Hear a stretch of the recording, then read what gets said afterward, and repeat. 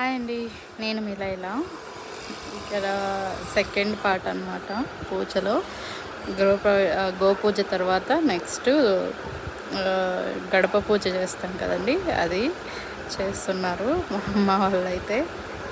So sorry అండి, లేట్గా post చేస్తున్నందుకు. ఇదేంటంటే మా అమ్మ మెయిన్ ఏంటంటే పూజల్లో ప్రశాంతంగా చేయడం అనేది భయపడుతుంది చేయాలంటే. ఎందుకు అంటే తనకు టెన్షన్ అనమాట, పూజారి ఏం చెప్తారో. ఇన్ కేస్ పూజారి చెప్పింది కరెక్ట్గా చేయకపోతే మా నాన్న అరుస్తారేమో అనేసి భయం అండి. సో కొంచెం టెన్షన్గానే ఇన్వాల్వ్ అవుతుంది అన్నిట్లోనూ. సో ఇదన్నమాట పూజ, సెకండ్ పూజ అన్నమాట. ఇవన్నీ అంటే బుట్టలో ఇంట్లోకి గృహప్రవేశం చేసినప్పుడు చింతపండు, పప్పు, ఉప్పు, ఇంకా చాట, పరక, పప్పు గత్తి అవన్నీ తీసుకెళ్తారు కదండి.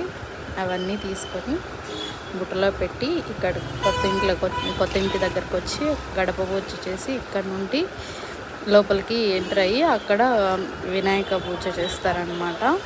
సో ఇదన్నమాట సెకండ్ బ్లాగ్.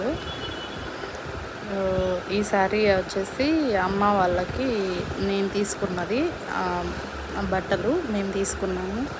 ఏంటంటే ఏదైనా కానీ పూజలు వ్రతాలు చేసేటప్పుడు పుట్టింటి వాళ్ళు ఇచ్చిన బట్టలతో వేసుకొని వ్రతం చేస్తే ఆ వ్రత ఫలితం మనకు దొరుకుతుందంట. సో అందుకనేసి అమ్మ వాళ్ళకు, ఇంకా అమ్మమ్మ ఎక్స్పైర్ అయ్యారు కాబట్టి మేమే తీసుకున్నాం అన్నమాట.